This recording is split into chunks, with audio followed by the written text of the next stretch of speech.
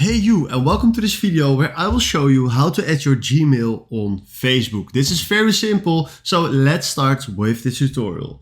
Alright, first of all, log into your Facebook account and tap on menu right in the bottom. Then tap on the wheel and then from here tap on see more in Account Center. Then from there tap on personal details and then from here tap on contact info. Then make sure that you tap on add new contact and then tap on add email address. So just fill in your email address just right here.